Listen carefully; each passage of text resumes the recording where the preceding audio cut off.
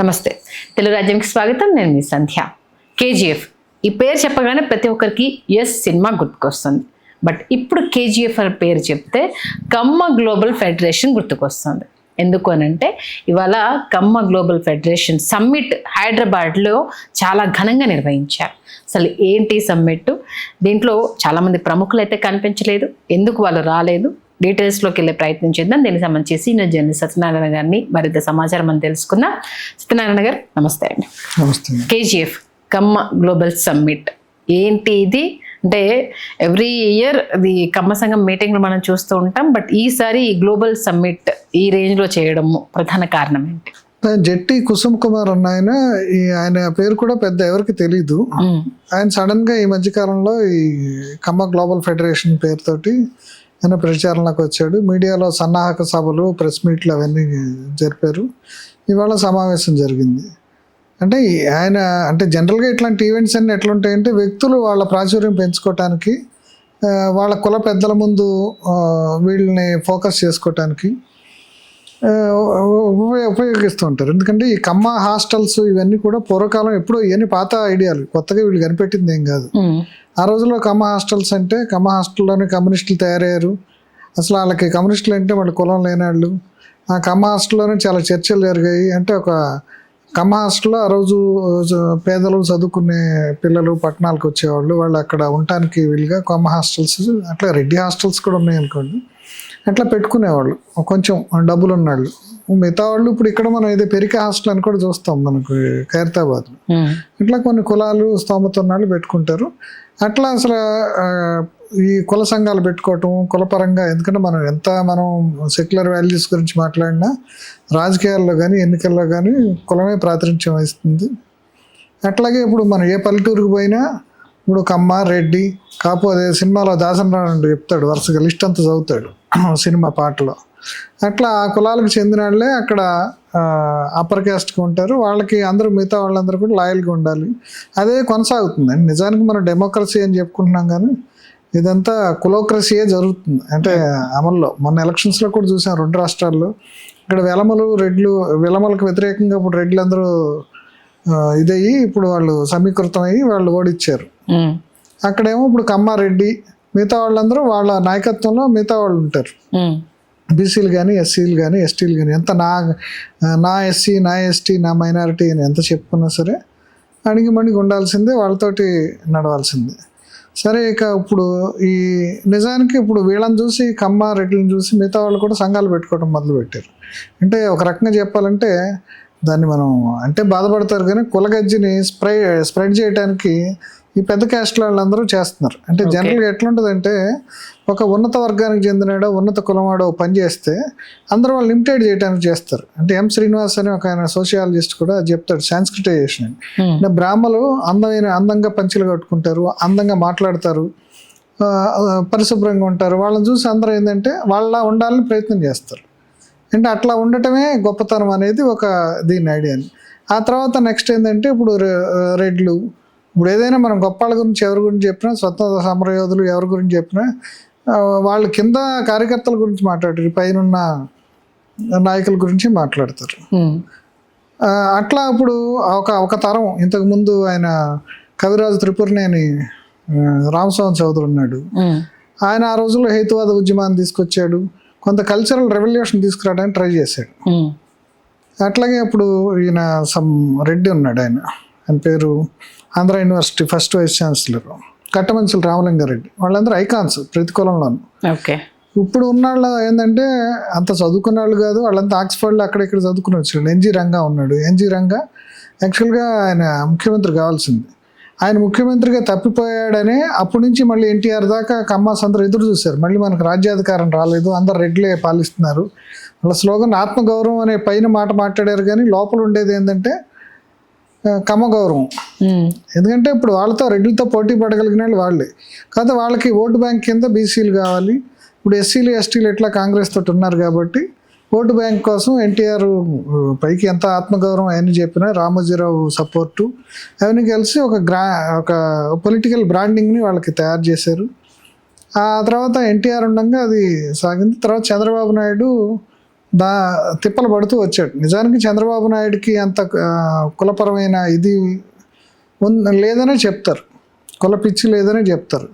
ఎందుకంటే ముఖ్యంగా ఏంటంటే కృష్ణా, గుంటూరు, గోదావరి జిల్లాల్లో ఈ ఉండే కమ్మాస్ ఏంటంటే వాళ్ళే స్వచ్ఛమైన కమ్మాళ్ళ కింద వాళ్ళు భావించుకుంటారు. ఓకే.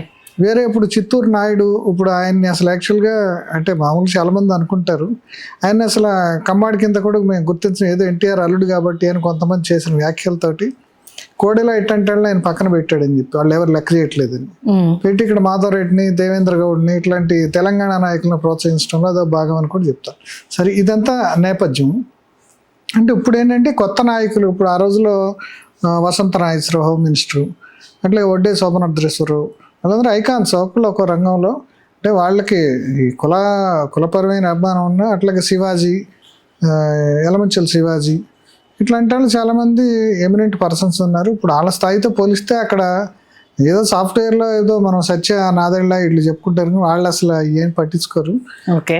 అట్లా కొంతమంది ఉన్నారు. సరే, అందుకనే రీబ్రాండింగ్ చేసుకోవడానికి కొంతమంది నాయకులు ఇక్కడ తయారయ్యి, కొంతమంది రియల్ ఎస్టేట్ ఓనర్సు, మీడియాలో ఫెయిల్ అయిన వాళ్ళు కొంతమంది, వీళ్ళందరూ కలిసి ఇక్కడ ఏదో కొత్తగా వాళ్ళు మార్కెట్ చేసుకోవడానికి సమావేశం పెట్టినట్టు కనిపిస్తుంది. అంటే చూసుకుంటే మరి ఓన్లీ కమ్మవారు ఒక్కరనే కాకుండా అన్ని వర్గాలను కూడా పిలిచినట్టుగా ఉంది. రేవంత్ రెడ్డి గారు కావచ్చు, కోమటిరెడ్డి వెంకటరెడ్డి గారు కావచ్చు, చాలా మంది సినీ ప్రముఖులు ఉన్నారు. అలాగే కొన్ని రంగాల్లో అంటే పేరు ప్రఖ్యాతలు ఉన్న వాళ్ళు కూడా, అంటే కేవలం అన్ని వర్గాల సమ్మేళనం అనేసి అనొచ్చా? లేదు, ఇది వాళ్ళందరూ అతిథులే. ఇప్పుడు రేవంత్ రెడ్డి అతిథిగా ఎట్లా వచ్చాడో మిగతా వాళ్ళందరూ కూడా అతిథులుగా వచ్చారు. అసలు రావాల్సిన వాళ్ళు రాలేదు. ఇప్పుడు ఎవరైతే ఉన్నారో వాళ్ళు మాత్రం రాలేదు. అంటే ఏపీ నుంచి వెళ్ళైతే అంటే ఆతిథ్యం వహించాల్సిన వాళ్ళు, రావాల్సిన వాళ్ళు రాలేదు, అంతేనా?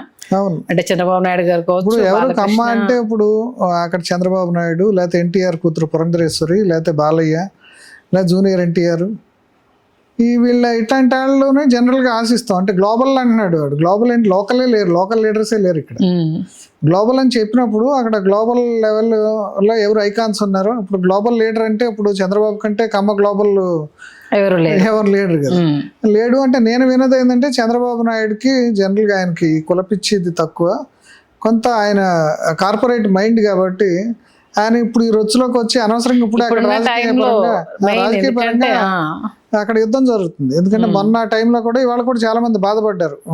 పొరుగు రాష్ట్రాల్లో అప్పుడు జెట్టి కుసుమ్ కుమార్ అన్న ఆయన ప్రారంభ ఉపన్యాసంలో కూడా మా కమ్మ కులస్తులందరినీ అక్కడ మొన్న వేధించారు. కమ్మ కులస్తులే కాదు, మిగతా వాళ్ళందరినీ వేధించాడు జగన్.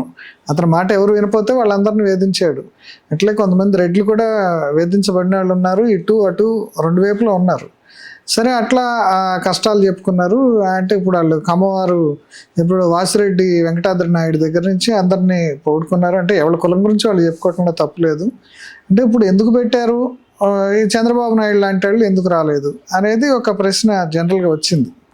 ఎందుకంటే ఇప్పుడు పెట్టుబడులు రాబట్టుకోవడానికైనా ఇప్పుడు రియల్ ఎస్టేట్ వాళ్ళంతా కూడా చాలా మంది ఉన్నారు, అనేక రకాల ప్రముఖులు అక్కడ ఉన్నారు. కాబట్టి ఇలాంటి ఒక వేదిక అంటే ఆబ్వియస్గా అది ఏపీకి అయితే కొంచెం హెల్ప్ఫుల్గా అయ్యేది. ఈవెన్ ఇద్దరు సీఎంలు మళ్ళీ ఒకే వేదిక పైన కనిపించే దృశ్యం కూడా రెండు ఉండేవి. కాబట్టి కేవలం అంటే ఇప్పుడు ఏపీలో జరుగుతున్న పరిస్థితుల నేపథ్యంలో రాలేదనుకోవాలా, లేకపోతే ఇంకో మెసేజ్ వెళ్లకుండా జాగ్రత్త పడ్డారని అనుకోవాలి. అంటే ఇప్పుడు ఎందుకంటే పోయినసారి అసలు చంద్రబాబు నాయుడు ఓడిపోవడానికి కారణం ఏంటంటే ఈ కృష్ణా గుంటూరు జిల్లాల్లో ఆ ఏరియాలో రాజధాని పెట్టడము, అమరావతిలో పెట్టడమే కమ్మాళ్ళ కోసమే పెట్టాడని, అక్కడ నిజానికి అన్ని కులాల వాళ్ళు ఉన్నారు, అందరి భూములు ఉన్నాయి, ఇదంతా ప్రచారం అయింది. వీళ్ళ రియల్ ఎస్టేట్ వ్యాపారాల కోసమే పెట్టారనేది, అంటే దాంట్లో ఎంతో కొంత నిజం ఉన్నా అచ్చంగా దానికోసం అని చెప్పలేం. కానీ అది అమరావతి కాదు, అమరావతి అనే ప్రచారం కూడా చేయటం వల్లనే చంద్రబాబు నాయుడు దెబ్బతిన్నాడు. అది ఆయన క్లియర్గా తెలుసు. మళ్ళీ ఇప్పుడు కూడా ఏంటంటే పోయినసారి అందరూ రెడ్ల అధికారులను వేసుకున్నాడు, ఇప్పుడు ఈయన కమ్మ అధికారులను వేసుకుంటున్నాడు, ఎక్కడెక్కడి నుంచో పిలిచి అనేది కూడా విమర్శలు వస్తున్నాయి. ఇంకో పక్క నిన్నే జగన్మోహన్ రెడ్డి చెలరేగిపోవటం మొదలుపెట్టాడు.